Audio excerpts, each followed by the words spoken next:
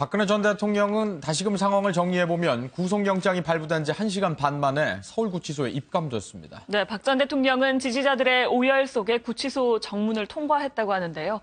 지금 상황은 어떤지 살펴보겠습니다. 전준영 기자 전해주시죠. 네, 저는 지금 서울구치소 앞에 나와 있습니다.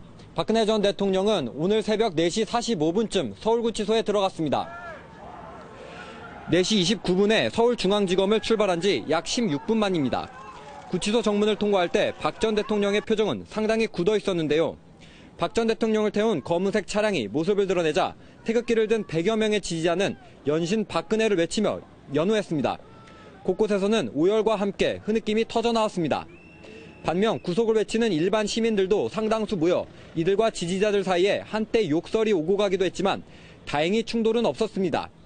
박 전 대통령은 구치소 정문에 도착할 때까지는 전직 대통령의 예우를 받았지만 구치소에 들어선 이후부터는 다른 구속 피의자와 같은 대우를 받게 되는데요.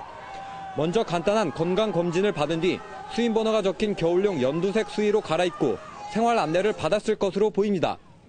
이후 세면도구와 모포, 식기 세트를 받아 방에 들어갔을 것으로 예상됩니다. 서울구치소에는 6.56제곱미터의 2평 남짓한 독방과 6명이 함께 사용하는 2배 정도 넓이의 혼거실이 있는데요. 독방에는 바닥에 전기 열선이 깔렸고 접이식 매트리스와 텔레비전, 세면대와 수세식 변기, 그리고 1인용 책상 겸 밥상이 비치되어 있습니다. 한 끼 식사의 단가는 1,400원으로 외부 음식은 들여올 수 없습니다. 박 전 대통령은 개조한 독방이나 6인용 혼거실을 혼자 쓸 가능성이 큰 것으로 전해졌습니다. 한편 서울구치소에는 박 전 대통령의 40년 지기이자 국정농단 사태의 장본인인 최순실 씨가 독방에 수용돼 재판을 받고 있는데요. 이재용 삼성전자 부회장과 김기춘 전 대통령 비서실장, 조윤선 전 문화체육관광부 장관 등도 이곳에 수감돼 있습니다. 박 전 대통령은 이들과 같은 장소에 머물며 검찰의 고강도 보강 수사를 받은 뒤 힘겨운 법정 싸움을 벌이게 됐습니다. 지금까지 서울구치소 앞에서 MBN 뉴스 전준영입니다. 네, 자세한 내용은 전문가 4분과 함께 이야기 나눠보겠습니다. 이진곤 경희대 개건교수, 황장수 미래경영연구소 소장, 김홍국 경기대 겸임교수, 김남국 변호사 함께합니다. 안녕하세요. 안녕하세요. 네, 박 전 대통령 어제 긴 하루를 보냈습니다. 어제 아침부터 오늘 새벽까지의 상황을 먼저 영상으로 정리했습니다.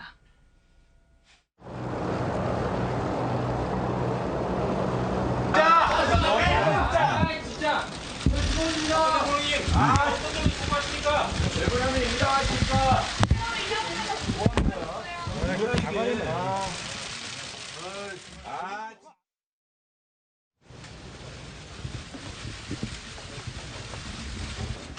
억울한 점 충분히 소명하셨다고 생각하십니까? 국민께 어떤 점이 궁금하십니까? 왜 그러면 부인하십니까?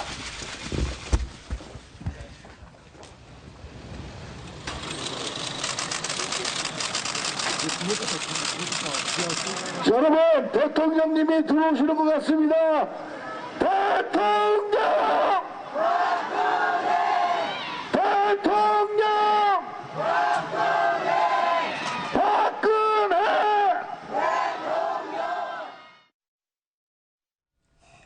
일단은 앞서 중계를 통해서도 알아봤습니다만 구속영장 발부 사유에 대해서 먼저 따져보도록 하겠습니다.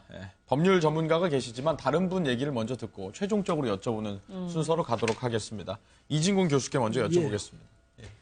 뭐 보니까 이제 사안의 중대성에다가 증거인멸의 우려가 있다 이런데 아마 뭐 법은 보면 이제 형사소송법 보면 70조 1항이 그 구속 요건 그러니까 주거가 부정하다든지 또 도주나 증거인멸의 우려가 있다든지 2항에 이제 뭐 그 고려해야 될 사항으로서 저 1항을 적용한 데 있어서 고려돼야 할 사항으로서 이제 거기 중요성이라든지 이런 게 이제 포함되어 있는데 그 중요성 그 자체만으로 된 것이 아니라 말하자면 증거인멸의 우려가 있다 이것 때문에 그런데요.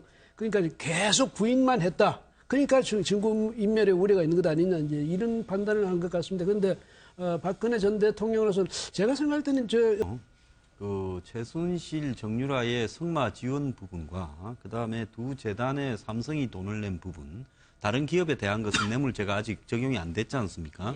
그래서 삼성이 승마 지원을 한 부분과 그 두 재단의 돈을 낸 부분을 이 대가성을 인정하는 부분에서 이 소명이 됐다라는 것은 검찰이 제기했던 그런 어떤 내용에 대해서 판사가 그걸 갖다가 적합하다고 인정을 했고 예. 박 대통령 측은 한 푼도 안 받았다. 최순실이의 정유라의 말 성마 지원을 저렇게 해준 것은 나는 몰랐다. 또 더 나아가서 두 재단과 관련해서 대가성이 없이 선의로 한 부분에 대해서 한 것이고 나는 강요하거나 또 내라고 이야기를 하거나 거기에서의 혜택이 나하고는 관여없다. 이렇게 말을 했지만 검찰의 지금 주장인 결국 박근혜 대통령이 직접적으로 최순실로부터 금전적인 이익을 당장은 안 취했다 하더라도 예. 오랜 그 두 사람의 관계와 또 이 최순실이 저렇게 이득을 취하는데 박 대통령이 공동정범으로서 이 계획의 수립부터 지원 또 일이 마무리되기 위한 대가성의 일들을 갖다가 해결해 주는데 대통령으로서 권한을 이용해서 했다. 네. 그렇기 때문에 그 부분이 뇌물로 본인이 직접 받고 안 받고에 관계없이 인정할 소지가 충분하다라고 판단했기 때문에 저는 영장이 청구됐다고 보는데요. 만약에 뇌물이 아니었다면 네. 판사가 이렇게 영장을 청구할 가능성은 좀 낮았을 수도 있다 이렇게 봅니다. 예. 김웅 교수. 네, 헌정사상 세 번째 아니겠습니까? 과거에 전두환 노태우 전 대통령은 군사 쿠데타, 내란이라든가 아주 그 시대와는 다르게 지금은 민주화된 시대이기 때문에 우리 국민들이 손으로 뽑은 대통령이 파면됐다. 정말 엄청난 예. 참 안타깝고 착잡한 마음입니다. 그 재판부가 결정한 내용들을 보면 주요 혐의가 소명이 됐다. 그리고 증거 인멸에 대한 우려가 있다. 예. 그런 부분에 대해서 구속의 사유와 필요성이 인정되고 상당성이 있다라고 했지 않습니까? 네. 일단 첫 번째 저는 선생님 말씀하셨지만 그 부분에 대해서는 뇌물죄라든가 13가지 주요 혐의에 대해서 일단은 소명이 됐다라고 법원에서는 본 거고요. 예. 더불어서 증거 인멸이 굉장히 중요했다고 봅니다. 왜냐하면 그동안에 최순실 씨가 독일로 도피한 과정 중에서 수백 차례 차명폰으로 통화했던 과정들 특검에서 조사 그런 결과가 나오지 않습니까? 예. 더불어서 지금 현직 청와대 경호관인 이영선 경호관이라든가 윤 전 행정관이 지금도 이 자택을 드나들고 있습니다. 다시 말해서 청와대에 많은 박 전 대통령의 사실은 이 상관인을 보좌하던 부하들이 비서실장, 비서실 이런 직원들이 있고 그 연결고리가 계속 예. 연계돼 있고요. 박 전 대통령이 언제든 전화 통화하거나 한다면은 지금도 청와대 압수수색되지 않은 자료라든가 많은 부분들이 증거가 인멸될 가능성도 아직도 남아 있다. 네. 이런 측면에서 재판부 입장에서는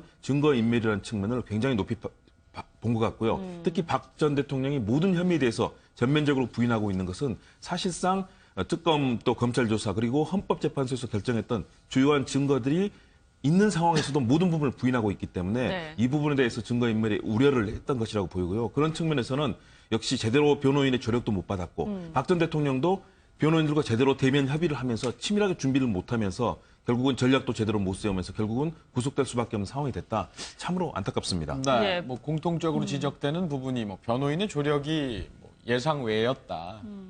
나쁘게 말하면 좀 별로였다. 이런 평가인데 이 부분에 대해서 동의하십니까? 헌법재판소부터 좀 살펴볼 필요가 있다라고 예. 생각이 됩니다. 헌법재판소의 어떤 그 정치적인 고려나 국민의 어떤 여론을 고려한 부분도 분명히 있을 것입니다.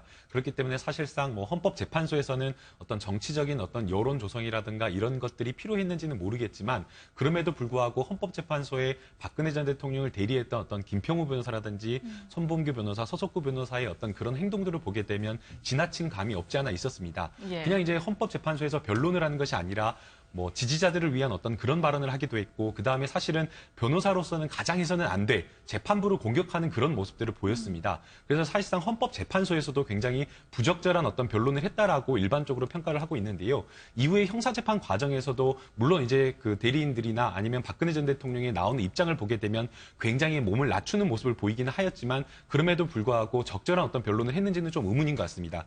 특히나 이제 이런 범죄 같은 경우에는 범죄 사실이 박근혜 전 대통령의 경우 13가지나 되기 때문에 사실은 가장 효과적인 전략은 인정할 것은 인정하고 부인할 것은 부인하는 그런 어떤 예. 나누어서 분리하는 어떤 전략을 했어야 하는데 박근혜 전 대통령 같은 경우에는 공범자들이 다 인정하고 박근혜 전 대통령에 의해서 지시에 의했다라고 하는 어떤 그 진술만 있는 것이 아니라 유력한 어떤 물적 증거가 있었음에도 불구하고 그러한 어떤 범죄 사실까지 부인하는 모습을 보였습니다. 그렇기 때문에 어떤 그런 측면을 본다라고 한다면 소송 어떤 그 변론을 하는 어떤 전략적인 측면에서 박근혜 전 대통령의 어떤 그 변론 전략 자체가 조금 잘못되지 않았느냐. 예. 인정할 것은 조금 인정했어야 되는데 그런 부분까지 부인하는 것이 아마 재판부의 부적절한 모습으로 비춰진 것 같습니다. 예. 예, 제가 네. 어제 변호인 그 이야기를 하니까 말씀을 좀 드리겠는데요. 어제 박 전 대통령이 사실상 매우 비관적인 영장 실질 심사를 받으러 가는 날 말입니다. 4월 5일 날인가 이제 새누리당, 옛날 새누리당 이름을 그대로 받아서 창당 대회를 한다고 문자가 돌았는데요. 예. 거기에 3명이 보니까 낯이 익은 이름이에요. 법조계를 대표해서 창당 발기위원으로. 네. 그분들이 박근혜 대통령 변호를 했던 분들입니다. 그래서 정말 자신이 그 자발적으로 적극적으로 변호했던 대통령, 또 그 대통령이 그분들이 주도한 어떤 집회나 이런 부분에서 박 전 대통령이 희망을 가지고 그것이 마치 본인을 갖다가 구원해 줄 것인 것처럼 그렇게 판단하면서 지금까지 여러 가지 법적 대응에서요. 정말 상식적인 민간인 피의자가 지금 자신 앞에 있는 여러 가지 어떤 함정이나 고리들을 갖다가 예. 돌파하기 위해서 해야 될 어떤 법률적, 정책적 판단보다도 더 낮은 수준으로 하게끔 만들어서 오늘날 박 전 대통령을 저 지경까지 오게 했는데 그분들이 이렇게 창당 발기인 대회에 발기인으로 법조계를 대표해서 이름을 올려놨다라는 부분은 애초에 그분들이 도대체 어떤 목적 때문에 그랬는가. 설사 그러더라도 어제는 그건 저는 아니라고 봅니다. 그래서 그런 어떤 부분으로 봤을 때요.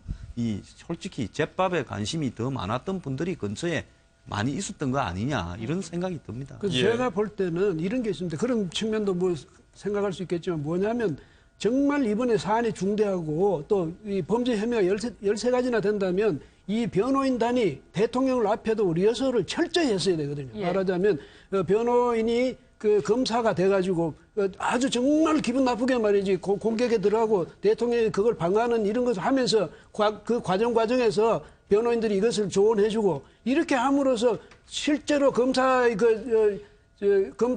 소환당에 가서 예. 신문을 받을 때나 나중에 실질 심사 때나 대통령이 충분히 준비를 하고 그 대응을 할 수 있어야 되는데 아마 대체로 보니까 유 변호사 혼자가 들어가서 뭐 잠시 만나고 나오는 이런 식이었으니까 그럼 충분한 리허설이 전혀 안 돼 있었다. 그렇다면 대통령은 이제까지 우리가 늘 봐왔듯이 그냥 총론적인 입장에서 나는 선이다. 나는 받지 않았다. 이것만 자꾸 이야기한다면 그 검찰이나 법원에서 그것을 그 고지고토로 받아줄 수가 없겠죠. 이게 예. 박근혜 전 할 수밖에 없는 이유가 네. 박근혜 전 대통령도 이렇게 범죄 혐의 사실이 많기 때문에 증거 기록이라든가 법리 검토해야 될 부분이 굉장히 많습니다. 그렇다고 한다면 일반 변호사가 혼자서 모든 범죄 사실을 하는 것이 아니라 각각의 파트별로 나누고 그다음에 그거를 또 총괄해서 이야기하는 그런 역할을 분담이 있기 때문에 사실상 피고인은 공동 변호인단 전체를 다 함께 만나야 되는 것이 맞습니다. 그런데 사실은 박근혜 전 대통령이 탄핵되고 나서 삼성동 자택에 들어간 다음에 삼성동 자택에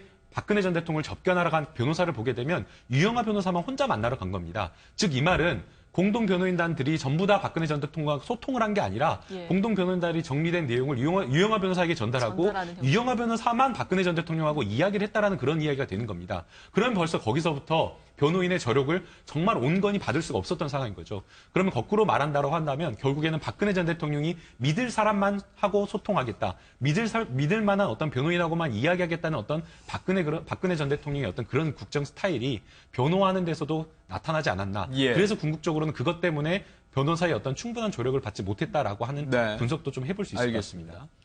네, 혐의와 관련해서 뇌물수수 혐의와 직권남용을 동시에 적용한다. 이걸 갖고 변호사들이 문제를 삼았었잖아요. 근데 이 부분은 어느 정도 인정이 된 겁니까? 이제 이 부분과 관련해서도 지금 영장 발부되면서 주요한 혐의가 인정이 되었다, 소명이 되었다라고 이야기를 했습니다. 예.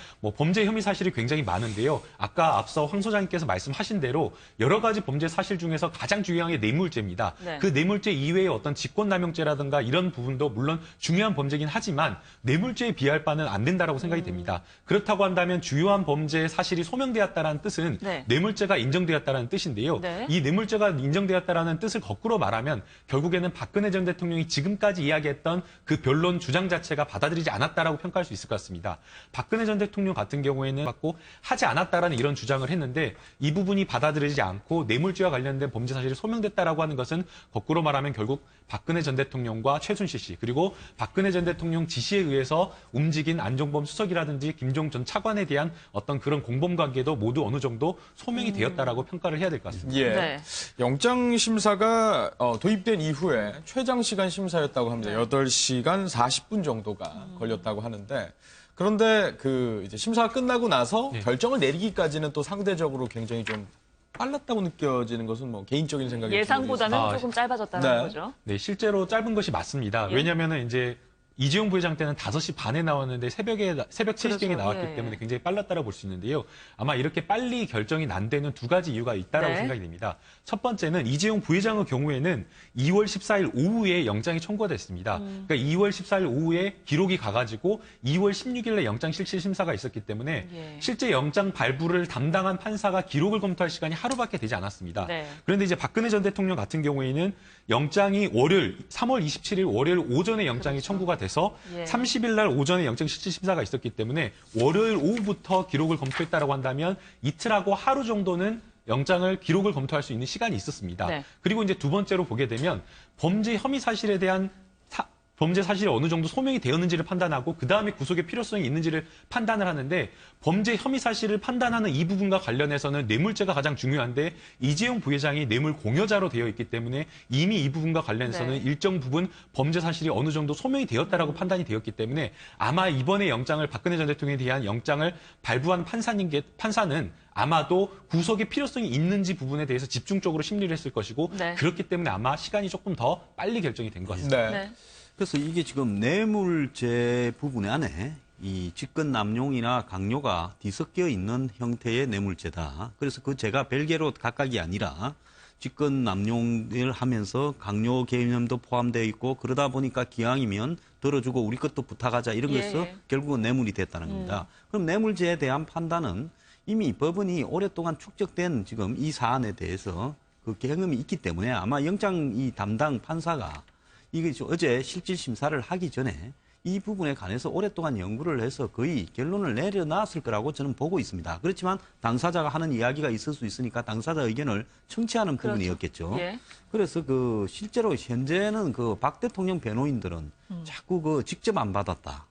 그리고 최순실과 별개라고 하지만은 네. 지금 현재의 뇌물의 종류에 대해서 판사들이 지금 파악하는 부분은 사전 뇌물도 있고 사후 뇌물도 있고 제3자에게 하는 뇌물도 있고 취업을 시켜주는 형태로 또 뭐 어떤 내가 어떤 원하는 어떤 목적을 달성시켜주는 형태로 돈이 아닌 매우 다양한 방법으로 뇌물이 주어지고 있다라는 판례에 대해서 판사가 이미 알고 있었기 때문에 이번과 같은 이런 형태의 뇌물 정도는 그렇게 복잡하지도 않다라고 판단을 했을 거고요. 실질적으로 이 판사가 영장 실질 심사가 끝난 이후에 이 사건의 방안은 대충은 정리되었겠지만은 네. 상대가 전직 대통령이고 국민적 관심사가 있으니까 그래도 고민하는 시간을 일부러라도 좀 더 가졌을 거다. 저는 그렇게 생각을 근데 합니다. 같은 네. 맥락에서 이야기하자면 예. 이미 사실은요 뇌물죄뿐 아니라 다른 13개 혐의에 대해서 모두 소명이 잘 됐다. 그러니까 검찰이 충분히 이 뭐 입증할 만한 자료를 다 갖췄다 예. 이 말 아닙니까? 그렇죠? 그런데 그것은 바꾸고 말하자면 13개 혐의에 관련된 모든 사람이 이미 구속돼 있고 그중에 재판에 회부된 사람도 있잖아요. 그렇죠. 그러니까 새로 뭐 사실은 새로 소명하고 말고 할 것도 없죠. 그 판사가 볼 때도 이미 다 확인된 바가 있으니까 사실은 바로 즉각적으로 발부해도 될 수 있는 일이지만은 그래도 좀 더 진지하게 본인의 말 속에 또 경청해야 될 부분이 있느냐 없느냐 이런 거 아마 판단한다고 그랬을 텐데 같은 맥락에서 제가 말씀드리자면 그래서 저는 그동안에 뭐냐면 그러니까 굳이 구속할 필요는 없지 않느냐. 왜냐하면 이미 다 드러났는데 증거인멸 이렇게 이야기하지만 증거도 이미 다 확인돼가지고 다 재판에 다 회부된 문제고 네. 이래서 그렇게까지 이야기했던 이유가 예. 바로 지금 강 판사는 충분히 뭐 더 이상 고민 사실 할 필요도 수만 쪽이 된다는 그 기록을 다시 검토할 필요도 없는 그런 상황에 와 있었다. 그러니까 뭐 빨리 할 수 있었다. 워낙 많았기 네. 때문에 이제 최순실 씨로부터 이런 일이 벌어지는지 몰랐다를 넘어서 속았다라고 표현을 해야 된다. 이런 의견도 있었던 걸로 알려지고 있는데요. 그렇죠. 그 부분을 예. 사실은 우리가 검찰 조사와 또 어제 영장 실질 심사 두 가지를 다 함께 볼 필요가 있다고 봅니다. 당시에 모든 조사가 사실은 다 완료가 돼 있는 상황에서 검찰 측에서는 박 전 대통령에 대한 예우도 있었고요. 박 전 대통령이 얘기를 충분히 들어주면서 그동안 한 번도 직접 조사를 못했기 때문에 그 얘기들을 꼼꼼하게 다 들어줬다. 네. 그런 측면이 있었고요. 어제 같은 경우는 이미 모든 관련 조사는 끝나 있는데 이 판사의 입장에서는 박 전 대통령이 거기에 대해서 항변을 하겠다고 어제 본인의 소명을 하겠다고 나왔지 않습니까? 그 부분에 대해서 박 전 대통령의 항변이 상당히 길었고 또 어떤 격한 부분도 왜냐하면 본인의 얘기가 잘 통하지 않는 부분에 대해서 본인은 어떤 여러 가지 상황에 대해서 본인의 입장을 얘기하지만 법리적으로는 또 받아들일 수 없는 부분에 대해서 굉장히 강하게 또 소리도 높이면서 얘기를 했다고 하지 않습니까? 그런 측면에서 판사는 그 시간대를 최대한 들어주면서 상황 확인을 했다. 그렇기 때문에 가장 긴 시간, 8시간 40분이 넘는 시간이 걸렸는데, 그러나 그 내용 속에서는 이미 다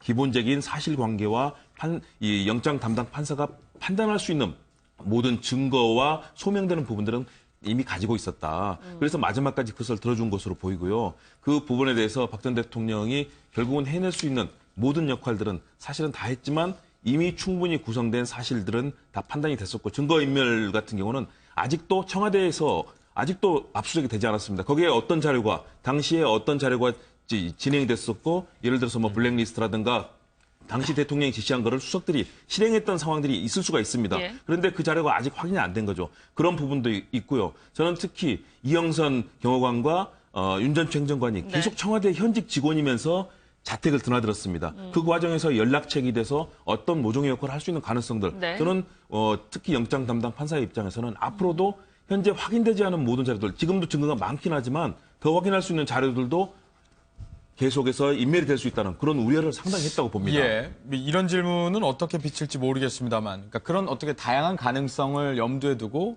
뭐 소위 말하는 전략을 좀 바꾼다든지 이런 것들이 필요하지 않았나, 그런 질문에 꼬리를 무는 것은 이런 겁니다. 그러니까 본인은 기각될 줄 알았던 것이 아니냐, 뭐 표정이라든지 이런 부분에 대해서는 뭐 예전과 같은 결기라고 해야 될까요? 이런 건 없었지만, 뭐 이거는 심리적인 부분으로도 좀 비춰질 수 있어서 저희가 뭐 어떻게 평가하기는 좀 조심스러운데.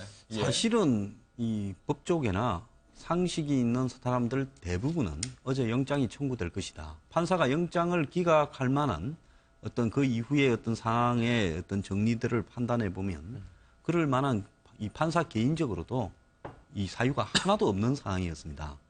그래서 영장을 갖다가 발부를 했을 때는 판사는 어떠한 부담도 없고 또 법리적으로는 시비도 없을 것이고, 만약에 기각했을 때 발생할 어떤 문제들을 생각한다면 물론 법리적으로 했겠지만은 그런 어떤 상황에서 검찰이 또 판사의 부담을 굉장히 들어준 기소장을 써놨습니다.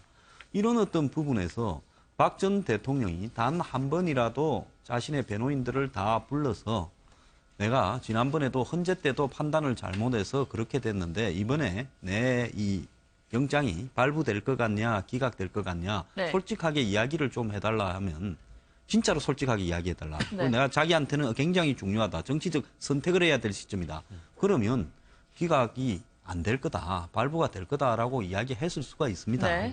그러면 본인이 영장이 이래든 저래든 발부된다면 본인의 어떤 지금까지 행동의 일관성을 유지하는 측면에서 본다면 어제 진짜 억울하다면 골목길 앞에서 정치적 한마디라도. 성명을 발표하고 나는 오늘 영장 실질 심사에서 내 의견이 받아들여질 가능성이 없다라고 보기 때문에 받지 않겠다라고 이야기하고 본인의 그 따르는 정치인들과 지지자들에게 정치적인 어떤 발언을 하고 집에 있다가 체포되어가는 모습을 보이는 것이 지금까지 본인이 해왔던 일관성에서는 저게 옳다는 게 아닙니다. 정치적 일관성에서라도 보더라도 그것이 맞을 수 있고 또 자신을 위해서는 좀 더 자신의 체면을 유지하는 방법일 수도 있었어요. 그런데 어제 사실 그 절망적인 상황에서요, 그 표정으로 그렇게 영장실질심사를 받으러 가는 모습을 보면서요, 정말로 청와대에서만 불통이 아니라 본인의 변호인하고도 불통이 마지막 순간까지도 되고 있구나라는 측면을 봤을 때 정말 안타까움을 금할 수 없습니다. 그런데 변호인들의 조력을 제대로 효과적으로 못 받았던 이유가 바로 그건데 이 변호인들도 자기들의 책무를 좀 방기하거나 이렇게 한 측면이 있다고 할 수밖에 없는 게, 변호인들은 뭡니까? 이 자신들이 수임한 그 피의자에 대해서 최선을 다해서 방어해주는 책임이 있거든요. 그러니까 수임하는 순간에 그 사람을 위해서 최선을 다해줄 의무가 있는데 아마 이렇게 이야기한 분이 없을 겁니다. 지금 구속 가능성이 더 높습니다. 응? 이렇게 하지 않으면 구속됩니다. 이걸 분명히 해가지고 상대방을 각오하도록 만들고 그렇게 함으로써 자기 변호를 최선을 다해서 자기 변호를 하기 위한 노력을 하고 공부를 하고 이렇게 할 수 있도록 해줘야 되는데 되게 아마 제가 생각해도 안 그랬을 것 같아요. 만약에 박 전 대통령이 어떻게 해요? 구속될 것 같아요? 글쎄 약간 뭐 우려는 됩니다만 걱정하지 마십시오. 저희들 알아서 하겠습니다. 아마 이런 식으로 됐기 때문에 박근혜 전 대통령이 충분히 거기에 대해서 못하고 아마 자기는 나가서 자기가 솔직하게 자기 심령을 피력하면 아마 판사도 그게 듣고 내 선이라든지 국가와 국민을 위한 이런 내 노력이라든지 이런 염려에 대해서 이 판사도 감동하지 않을까? 네. 예, 이렇게 생각했을 수가 있어요. 그런데 그렇다면 구속을 예상했다는 의견도 있습니다. 왜냐하면 동생을 만났잖아요. 아니 그러니까 네. 그거는 당연하지. 왜냐하면 내가 예. 지금 구속영장 실질 심사를 하러 가는 거 아닙니까? 네. 갔는데 거기서 판사가 발부를 하면 그대로 구속되는 거예요. 가능성 정도는 그 생각했을 최선은 것이다. 그러니까 최악의 예. 경우도 네. 그걸 상정을 해야 되니까 만날 수는 있는데 자신은 아마 제가 생각할 때는 변호인들이 당신 오늘 이렇게 하면요 반드시 구속됩니다 말을 못했을 거란 말이죠. 그러니까 저희들이 열심히 할 테니까 뭐 너무 걱정하지 마십시오. 이 정도로 이야기했다면 대통령이 밤물 새워서라도 공부해야 되는데 아마 그걸 안 했을 거다 이 말이에요. 그 교수님 말씀이 예. 굉장히 맞는 게요. 예. 일반적으로 형사 사건에서 변호인들을 이렇게 변호사하고 상담을 하면 네. 피의자들이나 피고인들이 가장 많이 묻는 것이 구속될 것이냐, 그렇죠. 아니면 이게 유죄가 나올 것이냐, 무죄가 나올 것이냐를 물어보면서 꼭 퍼센테이지로 이야기를 해달라고 합니다. 근데 사실은 변호인 입장에서는 정말 최악의 상황을 가정할 수밖에 없는 상황이거든요. 근데 지금 박근혜 전 대통령의 어떤 변호인들 어떤 그런 상황을 보게 되면 최악의 상황을 가정하진 않은 것 같습니다. 구속영장이 청구될 것 가능성 자체를 조금 생각하지 않았을 것으로 생각이 되는데요. 실제 박근혜 전 대통령이 조사를 받고 나와서 나온 메시지를 보게 되면 예. 검찰에서 영장을 청구하지 않았을 것이라고 생각을 한 것 같습니다. 실제 보통의 어떤 피의자들이 검찰 조사를 받고 나오면 검찰을 굉장하게 비난합니다. 뭔가 검찰이 상대방한테 돈을 먹은 게 아니냐, 왜 이렇게 편파적으로 수사하느냐라는 그런 대답을 하는 경우가 그런데 많습니다. 거꾸로였잖아요. 거꾸로였습니다. 예. 검찰에 뭐 경위를 표한다, 뭐 진실이 드러날 것이다, 뭐 이런 표현을 했는데요. 검찰 입장에서는 왜 피의자들한테 굉장히 비난을 받을 수밖에 없냐면 검찰은 범죄 사실을 수사하기 때문에 압박하고 추궁할 수밖에 없습니다. 그렇기 때문에 수사를 받는 그 피의자 입장에서는 뭔가 편파적이고 내 편을 들어오지 않는다라고 생각을 하는 거죠. 그런데 박근혜 전 대통령이 어떤 그런 조사를 받고 나온 다음에 그런 어떤 메시지를 보게 되면 내가 해준 이야기를 잘 들어줬다. 그렇기 때문에 검찰이 내 편이다라고 생각을 한 것 같습니다. 그래서 아마도 영장이 청구되지 않을 것으로 생각한 것 같은데요. 네. 그거는 이제 박근혜 전 대통령에 대한 어떤 예우 문제 때문에 그리고 또 박근혜 전 대통령이 계속 부인하고 있었던 어떤 그런 상황에서 계속 추궁하고 압박하더라도 추가적인 어떤 진술이 나오지 않을 것이라는 어떤 검찰의 어떤 전략 때문에 그랬던 것인데 네. 아마 그 부분에 대해서 변호인들의 어떤 판단 미스가 있었던 것이 아닌가 예. 좀 생각이 듭니다. 예. 저는 그 부분 영장이 청구될 당시에 조사를 받고 나와서 그 당시에는 그런 판단 착오가 있었다고 봅니다. 그러나 사실 변호인들이 그런 조력을 하지 않을 수는 없는 거죠. 의뢰인을 마지막까지 보호할 수 있는 최대한의 저는 노력은 했을 거라고 봅니다. 그런데 여기서 바로 문제가 되는 것은 박근혜표 정치의 비극이다. 과거에 뭐 우리가 청와대 수석회의 또 국무회의라고 봤지만 누구도 박 대통령의 레이저포를 맞고 얘기를 할 수 없었고 모두 받아쓰는 모양이라도 해야만 견뎌낼 수 있었던 그런 정치가 있었지 않습니까? 예. 저는 변호인들도 마찬가지였다. 그래서 아마 이런 구속의 가능성도 신중하게 얘기했지만 직접적으로 정말 구속이 될 수 있다. 네. 라는 것들을 강력하게 얘기하지 못했을 거다라는 생각이 들고요. 네. 결국은 과거의 정치에서 실패도 결국은 이런 이 변호인들의 조력을 받는 데서 실패할 수밖에 없는 박근혜표 정치, 박근혜표 리더십이 이런 불통과 그리고 아랫사람들이 자신에게 정말 진언을 하고 고언을 해서 나를 바른 길로 이끌어주는 당장 이것이 쓴 약이 되더라도 네. 먹을 수 있는 그런 가능성을 만들어주지 못했던 박근혜표 리더십이 결국은 이런 상황, 마지막 본인의 구속까지도 만들어낸 거 아닌가 예. 이런 판단을 해봅니다. 예. 네, 이제 그럼, 예. 박 전 대통령은 서울 구치소에 있습니다. 4시 45분에 도착한 걸로 알려지고 있는데요. 지금 시각은 11시 8분 정도로 지나고 있습니다. 지금쯤이면 뭘 하고 있는 건가요? 지금쯤이면 이제 모든 절차를 마치고 아마 독방에서 혼자 수감되어 있을 것으로 생각이 네. 됩니다. 박근혜 전 대통령도 결국에는 수감이 된다라고 한다면 일반적인 어떤 절차에 따를 수밖에 없는데요. 처음에 구치소에 도착하게 되면 본인이 맞는지 이름과 신분 이런 것을 확인하고 네. 그다음에 이제 검신이라고 하는 신체 검사 절차를 마치게 됩니다. 예. 그리고 이제 검신 절차를 마치게 되면 간단하게 이제 샤워를 마치고 수의를 입게 되는데요. 네. 그 수의를 입고 난 다음에는 아마 박근혜 전 대통령도 다른 사람들과 마찬가지로 개인 물품을 받고 독감에 수감되었을 것으로 평가가 됩니다. 예. 근데 이제 과거에 전 대통령들이 수감되었던 사례를 보면 뭐 구조 변경까지는 아닐지라도 예. 뭔가 뭐 그거를 특혜라고 표현하지는 않겠습니다. 뭐 지금 당장 네, 과거에 특혜 시비가 일었던 건 맞습니다만 지금 상황은 어떻게 되는지 모르니까 박 전 네. 대통령의 경우에 그러니까 뭐 그런 식의 어떤 뭐 전직 대통령의 예우를 고려한 뭐 구조의 어떤 편의성을 봐주는 거라든지 개조한다란 얘기가 있었죠. 예, 그런 거는 가능성이 없네요. 예, 서울구치소도 옛날에는 최신이었는데 요즘 좀 이제 오래됐죠. 예. 그래서 이제 1.9평짜리 1인실과 그 2배가 되는 그 6인 홈거실입니까? 네네. 그렇게 두 가지 종류밖에 없는데. 예. 그러니까 아마 제가 볼 때 전직 대통령에 대한 예우 이런 부분 차원에서 6인 홍거실을 개조해서 1인실로 쓰게 될 가능성이 저는 있을 거라고 보고 그러면 있습니다. 대략적으로 몇 평 정도? 그러니까 뭐 한 3.8평, 3.6평으로 알고 있습니다. 예, 예. 6인 예. 홍보실이 평으로 3.6평이었어요. 예. 네. 1인당 0.6평 정도의 예. 그 공간이 예, 됩니다. 그러겠죠. 예. 그래서 그 정도 크기에 이제 있을 건데 아마 이 교정 당국도 굉장히 긴장을 할 겁니다. 전직 전두환 노태우 전 대통령 같은 경우는 군 생활을 오래 했지 않습니까? 예. 그렇기 때문에 이런 어떤 그 일이 군과 뭐 이렇게 교도 생활이 꼭 같지는 않지만은 유사한 측면도 있기 때문에 또 의지력도 강하기 때문에 그런 부분들을 잘 해나갈 수 있을 건데요. 박 전 대통령 같은 경우에는 뭐 본인의 담화에서도 말씀하셨다시피 개인사를 도울 어떤 사람이 없어서 최순실에 기대었다 할 정도로 네. 이 본인이 살아오면서 자신의 개인사 중에 상당한 부분을 타인에게 의존하는 그런 형식의 그 라이프 스타일을 유지해 왔는데 예. 그런 부분들이 이 구치소 생활과는 매우 맞지 않을 것이다라는 거고요. 네. 그다음에 전직 전 대통령들 같은 경우에는 또 이 쿠데타까지 할 정도의 어떤 이 배포나 담력이 있었기 때문에 구치소에 가서도 결국은 좀 버티다 보면 정치적으로 절충이 될 거다라고 생각을 했지만은 그것도 쿠데타에 대한 나름대로의 또 어떤 자부심도 있었기 때문에 버틸 수 있었을 거예요. 그런데 박 전 대통령 같은 경우에는 지금 이 부패 비리 의혹으로 인해서 이렇게 되고 또 자신의 정치 세력도 매우 강한 것처럼 보였지만은 마지막에 자신이 이렇게 처리되는 과정에서 보면 무기력하게 다 수용할 수밖에 없는 예. 그런 부분을 보지 않았습니까? 그리고 이것이 도대체 내가 정치 세력이 있어서 이 난국을 밖에서 날 구해줄 정치 세력이 있겠는가부터 시작을 해서 여러 가지 부분에서 심리적인 붕괴 상황에 왔을 거기 때문에 이 부분을 갖다가 이 수감자를 갖다가 이렇게 대우해야 되는 교정 당국의 입장에서는 매우 아마 좀 머리가 아프고 심각한 문제가 대두됐을 거다 이렇게 예. 예, 근데 최순실 씨랑 같은 구치소에 있다는 것은 좀 의외로 받아들여도 되는 겁니까? 왜냐하면 뭐 그런 경우에는 좀 뭐 공범, 그러니까 공동정범으로 현재 검찰은 판단하고 있기 때문에 뭐 다른 구치소에 수감된다 이런 얘기도 있었는데. 일반적으로는 다른 구치소에 수감시키도록 노력을 하는데요. 근데 예. 이제 사실은 수용시설이 많지가 않습니다. 네. 이제 서울권역은 서울구치소하고 남부구치소를 가장 많이 갔는데요.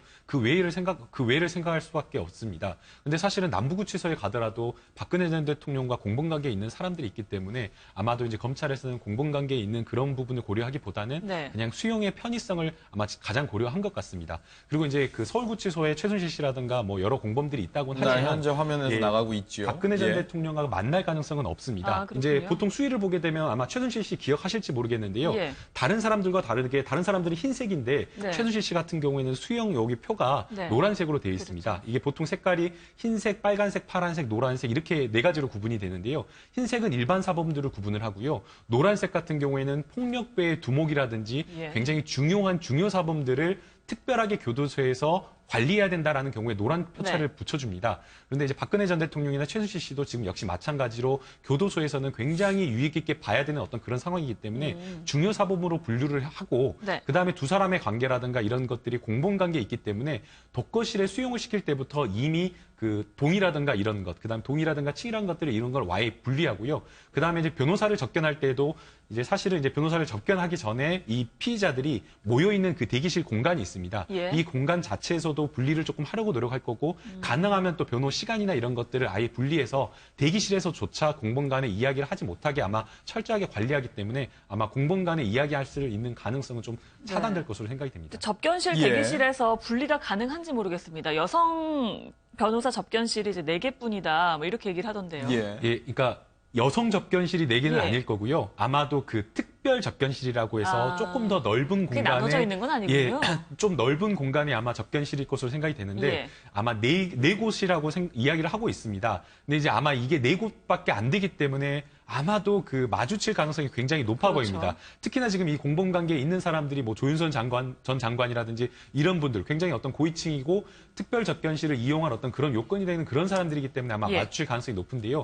아마 이 부분과 관련해서 대기실에서 마주치거나 아니면 오고 가면서 마주칠 그 가능성을 줄이기 위해서 접견 시간이나 이런 것들을 고려를 해서 아마 마주치지 않게 그렇게 관리를 할 것으로 생각이 됩니다. 네. 그 뭐 일반 접견, 뭐 변호인 면담, 뭐 이런 부분에 대해서도 조금 뭐랄까 시간이 정해진 규정이 있지 않나요? 그 부분에 대해서. 정해진 규정이 있죠. 예. 그래서 그 횟수도 제한이 되어 있고요. 그다음에 그래서 이제 이 재벌 회장님들 같은 경우에 들어가게 되면 계속해서 배노인들을 로테이션하면서 하루에 상당한 시간을 나와 이렇게 방에 있으시죠. 있는 것보다는 배노인을 만나서 밖에 있는 그 시간을 만들어주기 위해서 이 접견만 전문으로 하는 변호인도 있다고 하지 않겠습니까? 네. 그래서 박 전 대통령 같은 경우에도 지금 뭐 상대적으로 변호인 숫자는 좀 많다 보니까 변호인들의 접견을 통해서 지금 그 밖으로 전하는 메시지, 전달해야 될 메시지도 있을 것이고 여러 가지 필요성이 있기 때문에 아마 이 최장 접견을 하게 될 가능성이 매우 높다고 이렇게 봐야 되겠죠. 네. 앞으로 검찰이 이제 조사를 하고 이런 부분이 있을 텐데 그 부분에 대해서는 검찰로 직접 가는 게 아니라 출장을 와서 조사를 할 것이다. 이런 얘기들이 있거든요. 그럴 가능성이 있습니다. 네. 왜냐하면 아무래도 검찰청으로 부른다. 그럴 예. 경우에는 다시 또 경호가 이루어져야 됩니다. 예. 그렇다면 다시 이 아주 일반인들과 뭐 차단이 돼야 되고 경호 시스템을 만들기 위해서는 하면은 굉장히 번거롭고 법원 자체 또 검찰청의 업무 자체도 방해를 받을 가능성이 있습니다. 네. 그래서 과거에 전두환 노태우 전 대통령이 수감돼 있을 때도 그 교도소를 찾아가서 거기서 조사를 받고 그렇게 예. 했고요. 변호인들 같은 경우는 일반 접견이 있고 변호인 접견이 있지 않습니까? 변호인 접견은 오전 9시부터 오후 6시까지 네. 아무 때나 가서 만날 수가 있습니다. 예. 그래서 변호인을 통해서 많은 조력을 받을 수 있고요. 예를 들어서 지금 박지만 이지 회장 같은 경우 바로 친동생 아니겠습니까? 네, 일반 접견. 그렇죠. 그럴 경우는 일반 접견인데요. 시간이 하루에 한 번이고요. 네. 10분 정도로 제한이 되어 있습니다. 그래서 예를 들어서 뭐 각 교도소마다 지방에서 친척이 올 경우에는 1분을 더해서 11분이 된다거나 예. 또는 아침 일찍 뭐 미리 가서 신청하면은 이런 여러 가지 제도들이 네. 있는데요. 그런 부분을 활용해서 이제 뭐 동생이라든가 또는 가족 친지들이 아마 위로도 하고 그런 상황이 이루어질 것 같은데요.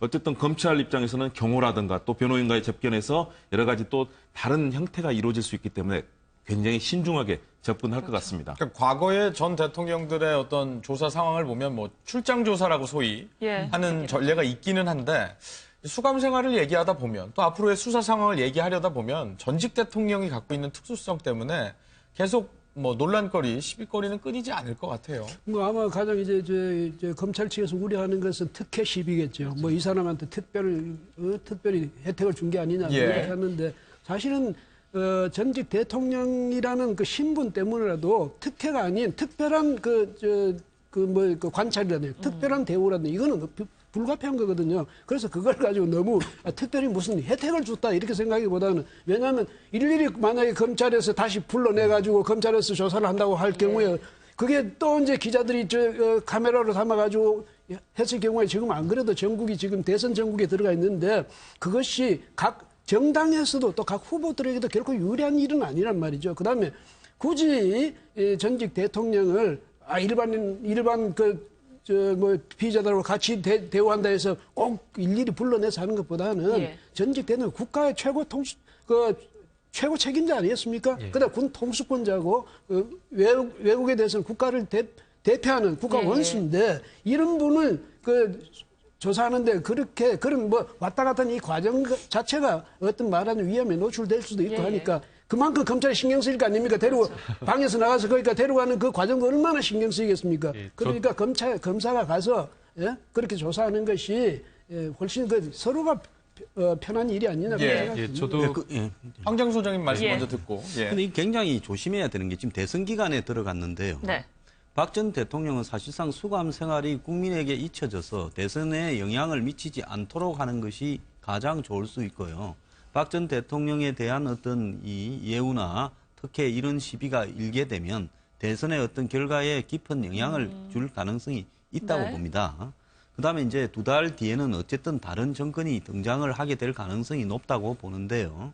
그랬을 때 그때 등장한 정권도 박 전 대통령이 이제 이 재판까지 이제 기소되는 20일 구속이고 기소가 되는 시점부터는 1심 재판까지 6개월, 다른 죄가 투과되면 6개월이 또 추가되는 이런 어떤 식으로 최장 1심까지 6개월인데 아마 6개월 전에 1심이 열리게 되겠죠. 예. 그렇다면 아마 새 정권에도 박 전 대통령의 수용 생활이 굉장히 부담으로 작용을 하게 될 겁니다.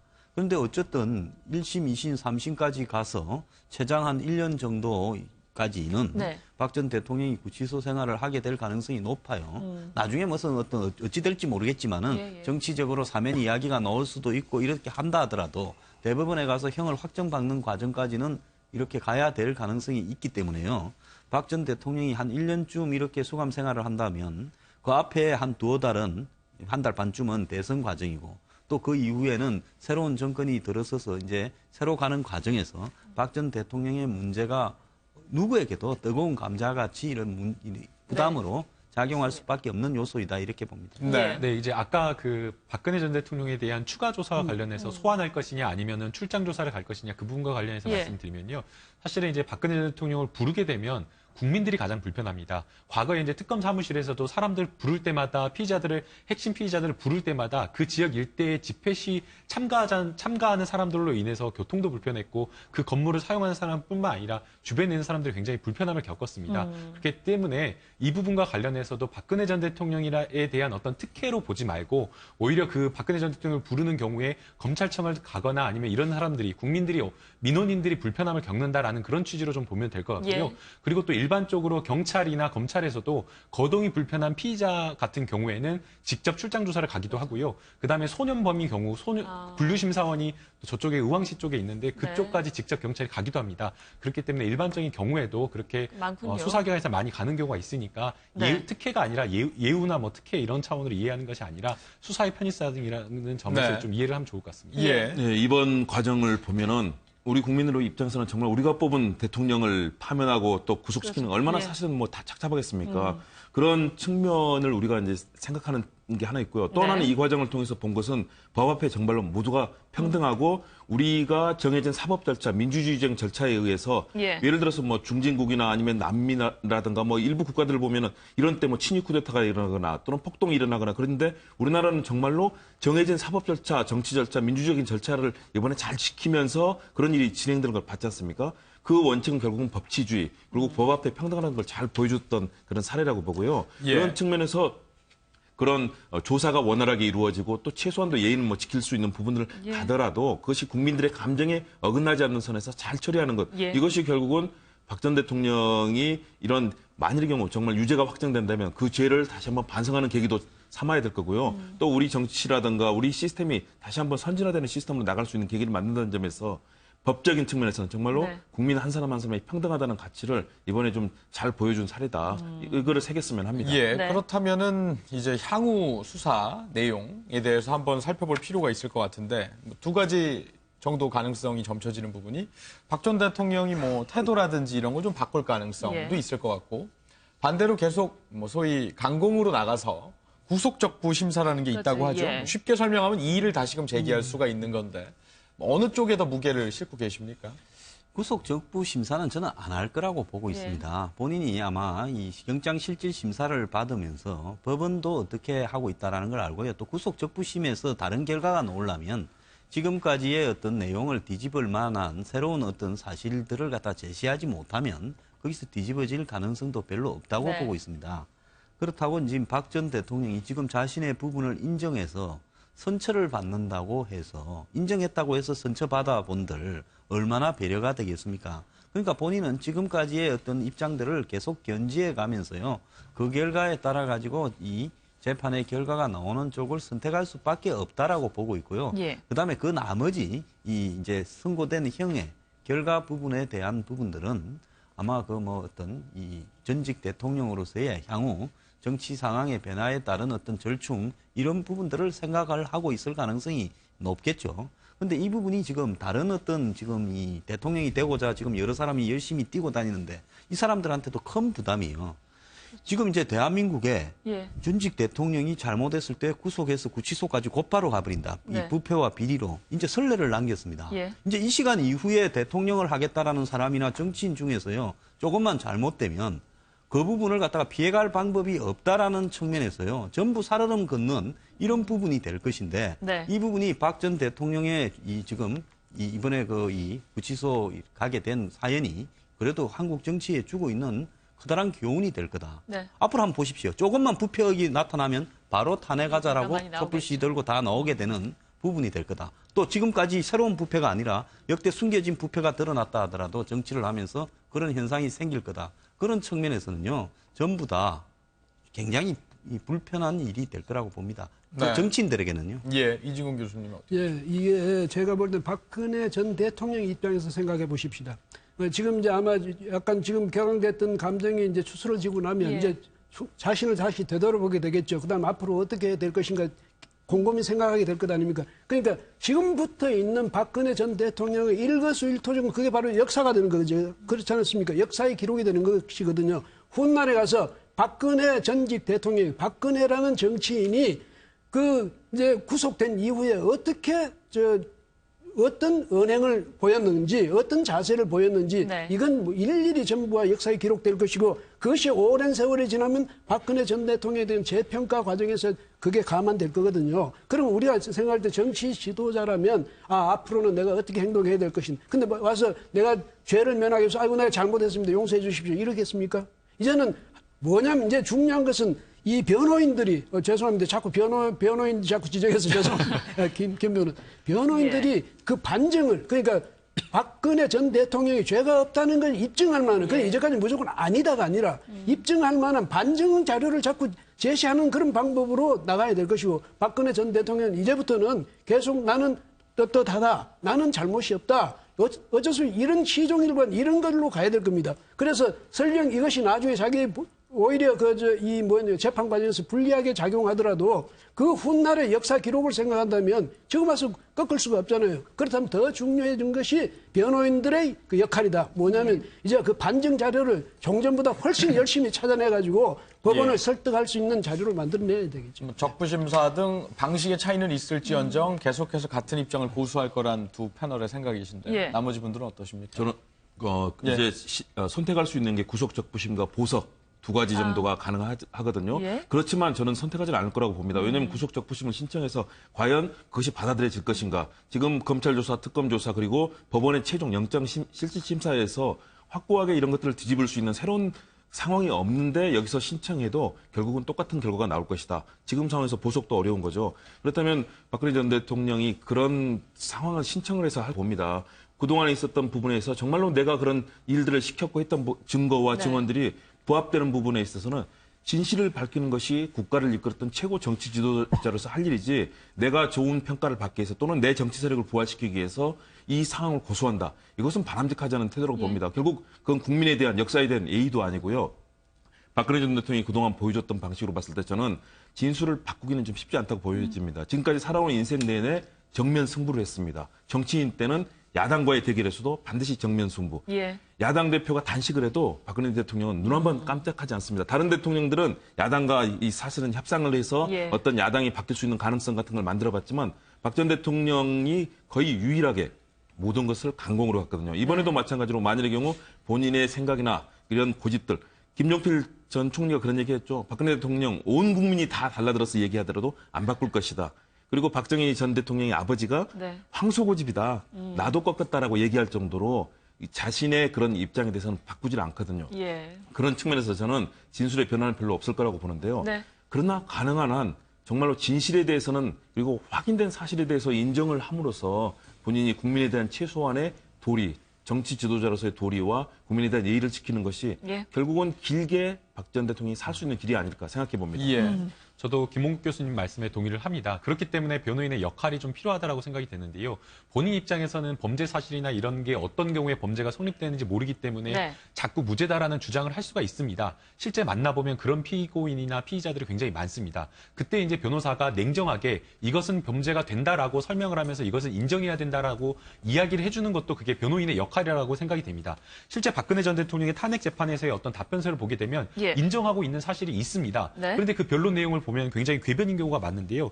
사기업의 인사청탁과 관련해서 인정을 하면서 이 부분과 관련한 해명은 유능한 사람이 일자리를 찾고 있지 못하기 때문에 도움을 준 것일 뿐이다라고 예. 이야기를 하고 있고 KD 코퍼레이션도 마찬가지로 네. 유능한 기술을 가지고 있는 중소기업이 중소기업을. 팔로를 개척하지 못했기 때문에 도움을 주는 게 뭐가 문제냐라고 이야기를 하면서 유경수 여사 때부터 나는 어머니께 이런 것을 배웠다라는 이야기를 하고 있는데 사실 이거는 말도 안 되는 궤변 아니겠습니까? 그럼 이런 것에 대해서 변호인이 정말 냉정하게 이것은 이미 청탁한 것만으로 변론으로서 사적 이익을 추구를 한 것이다. 그리고 박근혜 전 대통령이 본인의 어떤 직권을 남용을 한 것으로 평가가 될 수 있기 때문에 법적인 평가는 냉정하다라고 이야기를 해주면서 네. 진술이나 이런 부분에 대해서 사실은 조금 변론 방향을 바꿔갈 필요가 있다라고 생각이 됩니다.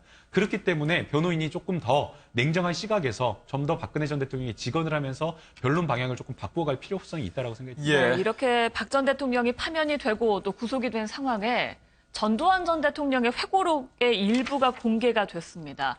그 내용 중에는요, 2002년도에 박근혜 전 대통령이 대권을 지원해달라는 요청했지만 거절했다. 근데 그 이유가 국정이 실패했을 땐 박정희 전 대통령이 욕보인다 생각했기 때문이다.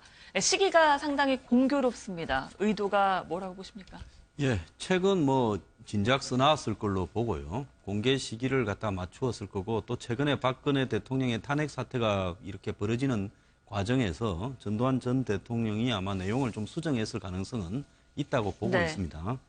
근데 전두환 전 대통령은 박근혜 전 대통령과 사이는 과거에 청와대에 있을 때는 뭐 오빠라고 불렀다. 경호실에서 오래 근무를 했거든요. 예. 그리고 그냥 이 군인이 아니라 박 전 대통령이 마치 아들처럼 굉장히 아끼던 군인이었다. 그러니까 예. 지방과도 가까웠기 때문에 전두환 전 대통령은 사적으로 박근혜 전 대통령이 영예라고 이렇게 있을 때부터 또 퍼스트 레이디 역할을 수행할 때부터 사적인 관계도 굉장히 잘 알았을 겁니다. 그런데 그때 이제 최태민하고의 관계에서 엮이고 이런 모습에 대해서요. 본인이 굉장히 불쾌하게 생각을 했다라는 이야기들은 지속적인 여러 군데서 확인이 되고요. 그래서 본인이 이제 쿠데타를 해서 정권을 잡았을 때 벼르고 있던 사람이 최태민이었고 그래서 전방에 삼천 교육대를 하는 부대 근처에 넣어서 이렇게 격리를 시켰다. 심지어 뭐 지금 이런 이야기도 나돌고 있습니다. 박 전 대통령이 그때 면회를 갔다라는 이야기까지도 나오고 있는데요. 예. 그래서 이제 굉장히 그 최태민 때문에 아마 전두환 전 대통령과 박근혜 전 대통령의 사이는 갈라졌고 그러다 보니까 이제 박 전 대통령으로서는 자신의 아버지까지도 전두환 전 대통령이 이렇게 폄하하면서 격하운동을 벌이면서 고생을 했다 이랬는데 반면에 노태우 전 대통령이 등장하면서 네. 이제 88년부터는 박근혜 전 대통령이 유경재단도 들어가고 또 사회활동을 하고 인터뷰를 하면서 사회생활을 시작을 합니다. 그래서 노 전 대통령하고는 관계가 아주 좋았어요. 그래서 2013년에 전노 그 추징금을 할 때 노태우 전 대통령 입장에서는 돈을 맡겨놓은 가족이나 어떤 사람들이 그 부분을 갖다가 안 내놓을 때 예. 오히려 이것이 그렇게 해서 뭐 거의 다 내가는 이 추징금에 도움을 주는 행태로 작용을 했고요. 반면에 전두환 전 대통령 같은 경우는 집안이 초토화되고 이 구치소까지 가면서 고생을 굉장히 했죠. 그런 어떤 부분에 대한 이 풀리지 않는 앙금이 예. 아주 상반되게 있었습니다. 네. 그래서 전두환 전 대통령은 언젠가는 이 사실을 좀 밝혀야 되겠다. 왜 이렇게 됐는가? 그런 부분이 지금이 최적기라고 생각하고 있지 않겠습니까? 예. 마음속에 앙금이 굉장히 많았을 네. 거예요. 예. 알겠습니다. 국정농단 사건과도 관련이 돼 있죠. 최태민 씨 얘기를 했으니까요. 그리고 뭐 대선 관련해서 그러니까 대통령의 어떤 자질 관련한 얘기도 네. 전두환 전 대통령이 했습니다. 뭐 이 부분은 사실 한 개인의 주장이기도 하고 그렇기 때문에 또 이런 탄핵이 당한 시점에서 나온 얘기라서 뭐 고지고대로 들을 수 있을 것인가 복합적으로 살펴볼 부분은 있는 것 같습니다. 예전에 뭐 많이 연구를 하셨다고 하던데. 예, 황 예. 소장님 말씀처럼 그 감정이 앙금이 있죠. 예. 그러니까 앙금이 있으니까 좋게 말하기는 어렵지 않습니까? 네. 저건 더더구나 회고록이라는 것은 자기 위주로 쓰는 거거든. 예. 그 자기 변명도 다 되고 또 상대방에 대한 공격도 되고 하니까 저렇게 하는데 저는 이제 이런 생각이 들어요. 박정희 전 대통령의 그림자가 우리 사회 전체를 수양산 그늘이 강동 80리라고 큰 영향력이 지금도 그렇게 크잖아요. 그런데 박근혜 전 대통령이 박 전 대통령을 박정희 전 대통령의 딸로서 생각할 때 내가 만약에 집권을 하면 우리 아버지보다 더 잘할 수 있다 영향에 있어서 나 우리 아버지보다 더 뛰어난 역량을 가졌다는 걸 확신하지 않았더라면 확신할 수가 없었다면 사실은 대통령 나오기를 안 나오는 게 좋았을 텐데 그렇잖아요. 왜냐하면 아버지보다 역량이 떨어지는 입장에서 대통령을 한다면 결국은 아버지 이미지를 깎는 일밖에 더 하겠습니까? 그런 점에서 그 점이 사실은 애초부터 안타까웠던 일이죠. 그런데 아마도 이것도 주변에서 뭐 전에 보니까 뉴스 기사에 보니까 최순실이나 최태민 이하 그 가족들이 당신이 대통령이 될 운명을 타고났다든지 뭐 지속적으로 그랬다는 뭐 그런 기사도 읽은 적이 있는데 네네. 그런 식으로 해서 저분이 이제 대통령까지 됐잖아요. 그러면 주변에서 저분을 해서 많이 도와줬어야 될 텐데 인간적으로는 사실 최순실은 그 순간에 외국으로 떠나고 없었어야죠. 취임하는 순간에. 근데 기어이 옆에 붙어 있었단 말이에요. 그게 도우려고 그런 거겠습니까? 제 생각할 때는 자기는 자꾸 도우려고 그랬다지만 제가 볼 때는 이 기회에 이제는 흔히 하는 말로 팔자를 고칠 수 있는 기회가 왔다고 생각했을 수도 있단 말이죠. 그래서 전두환 전 대통령은 어떤 사람입니까? 정권을 직접 자기가 만든 사람이에요. 다른 사람같이 물론 뭐 선거를 통해서 만들겠죠. 이 사람은 힘으로 만든 사람이에요. 그렇기 때문에 이 정권이라는 것이, 권력이라는 것이 어떤 속성을 가졌다는 걸 누구보다도 잘 아는 분이에요. 그 다음 7년 동안 하지 않았습니까? 그 다음에 그 전에도 또 들어가기 전에도 사실상 실권자로 있었고, 그렇게 하는 분이 전두환 전 대통령이 무슨 쿠데타로 됐건 어쨌건 그 양반이 경험한, 권력자로서 경험한 바는 다른 분보다 더 많이, 더 특별히 경험했을 거다. 그런 점에서 볼 때 저분은 누구보다도 대통령직의 속성에 대해서 남다른 그 식견을 갖고 있을 거거든요. 그런 입장에서 볼 때 박근혜 대통령의 저 역량으로는 안 되겠다고 판단했을 수가 있죠. 그 점은 우리가 아마도 그 신뢰할 만한 말이다 이렇게 볼 수 있습니다. 그런데 전 대통령의 경우에는 전 대통령의 경우에는 뭐 결과와 그 과정이 온당치 않은 부분이 상당히 있기 때문에 그것이 대통령에 대한 속성으로 어떻게 평가가 될는지는 뭐 따져봐야 될 부분이 있는 것 같고요. 네, 무슨 뜻인지는 알겠습니다. 권력적 측면에서 하는 얘기 제가 무슨 뭐 리더십 측면 알겠습니다. 네. 많이 따져봐야 된다고 봅니다. 저는 전두환 전 대통령이 저런 말을 할 자격이 기본적으로 없다. 사실 그 당시에 내란과 쿠데타로 많은 광주 시민을 학살하는 그 핵심 역할을 하면서 그 당시에 무기징역까지 선고를 받았고 특별사면으로 지금 이 자리에 있지 않습니까? 그런 측면에서 최근에 회고록을 내고 부인 이순자 씨랑 같이 우리도 광주의 피해자다 이런 얘기를 했지 않습니까? 정말 역사에 너무나 염치 없는 모렴치한 행태라고 보고요. 책을 낼 자격도 없지만 일단 이 글을 썼단 말입니다. 이 글을 썼던 것은 저는 분명히 개인적인 감정의 앙금이 있었다고 봅니다.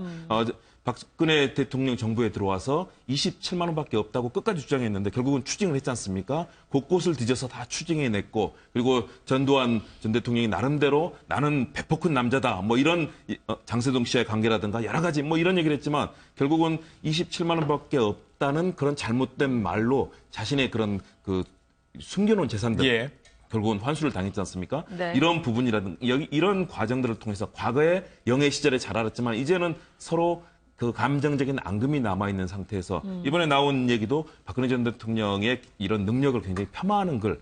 사실은 얘기가 안 되는 거죠. 과거 군사정권 시대 폭력으로 거의 통치하던 시대 그런 리더십과 지금 박근혜 전 대통령이 민주화 시대에 이 경영하는 방식은 사실 다르거든요. 이런 언어로 썼다는 것은 저는 사실 이해하기는 어렵고요. 전두환 대통령의 개인적인 감정들 그리고 박근혜 전 대통령의 현재 몰락된 상황에 대해서 이 시기에 냈다는 것 자체도 사실은 인간적으로 좀 맞지 않는 그런 행태다라고 보여집니다. 뭐 이 사안과 관련된 뭐 외부 요소들을 얘기하는 김에 한 가지 더 얘기할 부분은 이제 뭐 아무래도 박지만 씨겠죠. 박근혜 전 대통령의 개인사 부분을 살펴볼 이유도 있을 것 같습니다. 왜냐하면 또 이제 박지만 씨가 그동안 최순실 씨와의 관계를 뭐 끊으려 했다라든지 뭐 이런 정황들이 있어서 뭐 어떤 이 관련된 박지만 씨가 의혹이 있다는 게 아니라 그와 관련된 정황이 있어서 그 부분에 대해서도 한번 짚어볼 필요는 있는 것 같은데. 박지만 씨는 뭐 상대적으로 박근혜 전 대통령과는 박근영 씨보다는 좀 가까웠죠. 그래서 정권 초만 하더라도 그 박지만 씨가 조금 가까운 사람들이 청와대에 조금은 있었습니다. 그런데 하나 둘씩 다 도태되기 시작했고요. 2013년에 이제 이 정윤회의 박지만 미행이라는 뭐 사실관계 부분들은 확인이 안 된 채 끝나버렸지만은 그게 벌어졌고 거기에서 이제 박지만 씨가 김기춘 실장한테 전화를 하면서 이제 여러 가지 조사를 해보라는 부분이 나왔고 그것이 나중에 찌라시로 명명된 문건이었지 않습니까? 그래서 박지만 씨는 뭐 2013년도경에 이미 그 우리 누나가 잘해야지 잘 못하면 아버지의 업적이 훼손된다는 입장을 가졌는데 이후에 최순실과 문고리 3인방 우병우 등에 의해서 철저히 배제됐죠. 뭐 가족이 박지만 씨만 배제된 게 아니라 모두가 다 배제됐죠.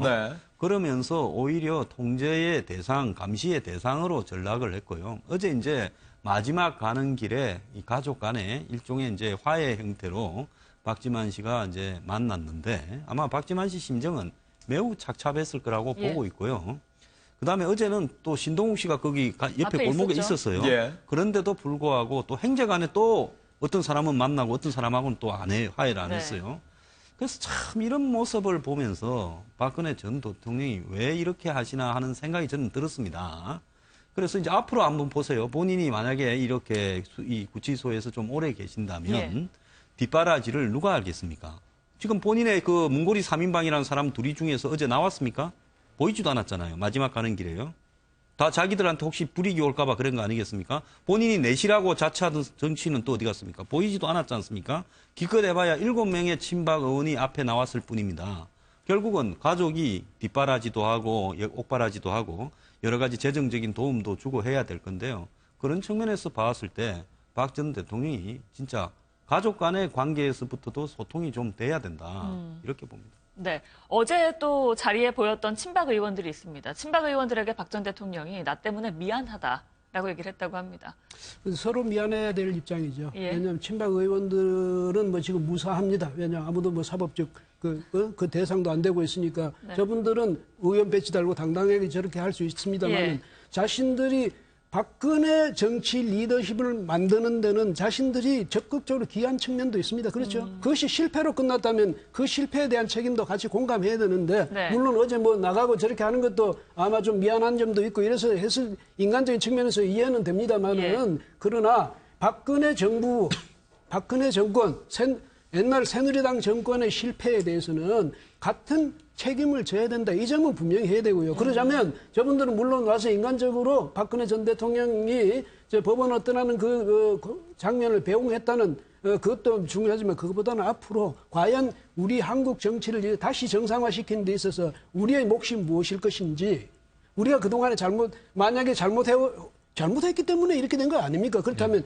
그 잘못을 내가 어떻게 반성하고 내가 어떤 행동으로서 이 정치의 정상화를 위해서 기여할 수 있을 것인지 이걸 생각해야 되는데 네. 저분들이 혹시라도 다시 박근혜 전 대통령과 그 끈끈한 그 결속 관계를 자꾸 과시함으로써 그런 정치적인 어떤 세력 그 집단으로 계속 앞으로 존속하겠다. 만약 이런 욕심을 갖고 계시는 것이라면 그것이 결국 상황을 자꾸 더 나쁘게 만드는 것이다. 이 점을 그러니까 친박계 의원님들께서도 제발 스스로 반성하는 그런 계기를 좀 삼아줬으면 좋겠습니다. 지금 솔직히 말해서 뭐 나는 깨끗하고 참 나는 이제 전혀 그 법에 걸릴 일이 없으니까 가는 사람 뭐 가엾어 여기고 불쌍해하고 이렇게 할 처지가 아니다. 정치적으로는 이 점을 좀 유념해 주셨으면 좋겠습니다. 그 지점이 구여권 정치 세력이라는 표현을 또 부정적으로 들리실 수 있으니까 구여당 의원분들의 어떤 분쟁 요소로 남아있는 부분은 맞는 것 같습니다. 예. 왜냐하면 뭐 친박 청산을 해야 뭐 나중에 선거연대라든지 다시금 뭔가를 도모해 볼 수 있는 지점이 생긴다라는 게 이제 뭐 유승민 후보의 주장이기도 하고 이런 부분들이 있으니까요. 그 점에 대해서는 뭐 평론하실 부분이 있으신가요? 예, 이제 사실은 박근혜 전 대통령이 탄핵이 됐고 이제 형사 재판을 받고 있는 상황입니다. 네. 그렇다고 한다면 박근혜 전 대통령의 어떤 국정농단과 관련해서 정치적인 판단이 한 번 있었고 이제 사법적인 절차로 나아가고 있는 과정이라고 생각이 되는데요.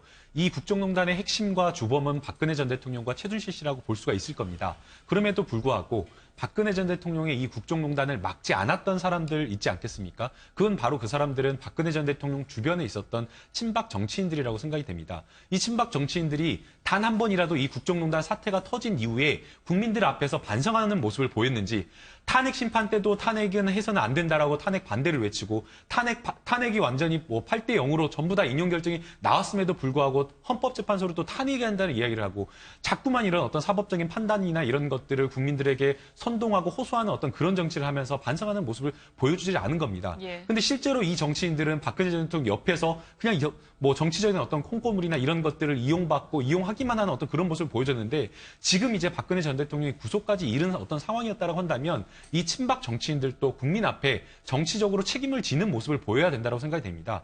국민들을 뭐 선동할 것이 아니라 박근혜 전 대통령이 무죄다 뭐 이런 것을 주장할 것이 아니라 사법적인 판단을 하고 있으니까 사법적인 판단은 그대로 법원에 맡기자라고 이야기를 하면서 본인들은 본인들 나름대로 이 국정농단 사태가 벌어진 데 대해서 책임지는 모습으로서 의원직을 사퇴하는 그런 모습까지는 보여야 되는데 네. 그런 어떤 반성은 전혀 하지 않고 마치 그냥 본인들은 제3자적인 입장에서 박근혜 전 대통령이 불쌍하다라는 어떤 그런 표정으로 해서 뭐 배웅하는 그런 모습만 보여주고 있는데 이것은 정말 잘못됐다라고 생각이 됩니다. 대선 후보들은 어떤 입장입니까 지금?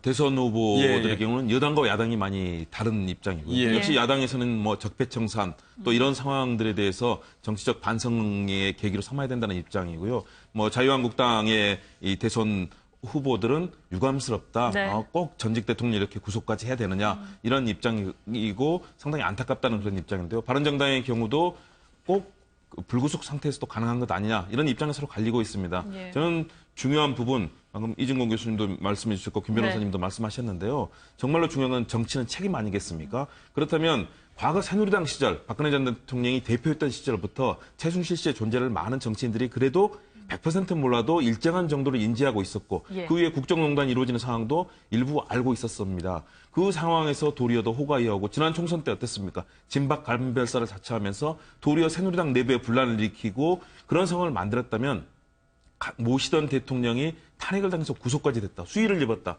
저는 정말 정치적 책임, 의원직 사퇴뿐만 아니라 사실은 정치를 소위 말하는 친박으로 네. 호가요했던 분들은 정말 정치를 그만두고 평생 반성하면서 박 전 대통령의 앞으로 남은 삶을 잘 예. 살 수 있도록 도와주는 역할들을 해야 된다고 봅니다. 네. 동생 박지만 씨 같은 경우도 얼마나 안타까웠겠습니까? 누나가 감기만 걸려도 가슴이 아픈 게 동생의 심정인데 지금 영어의 몸이 됐는데 예. 이런 예. 부분들을 저희가 좀 역사적 교훈으로 특히 친박 정치인들 좀 명심해야 될 것 같습니다. 알겠습니다. 네. 20초씩 각각 예. 더 드리겠습니다. 네. 저는 뭐 이 지난번 총선에서 친박이 160, 70석만 돼서도 탄핵 사태까지는 안 왔을 거예요. 그렇게 본다 그러면 결국은 친박들은 지난 총선 때부터 시작을 해서 이 정치를 이렇게 갖고 온 부분에 있어서요. 전면적인 어떤 반성이나 네. 청산이 필요한 예. 대상이 됐다고 봅니다. 네. 예. 제가 4.13 총선 참패 이후에 새누리당 윤리위원장으로 갔습니다만 그때 생각이나 지금 생각이나 똑같습니다. 4.13 총선 결과에 대해서 박근혜 대통령부터 비롯해서 친박 그 핵심이라는 분들이 철저히 자기 반성을 했더라면 네. 아마 오늘날 이런 사태는 막을 수 있지 않았을까. 책임은 무조건 있다라는 말씀을 듣겠습니다. 저희 알겠습니다. 오늘 말씀 여기까지 듣겠습니다. 고맙습니다.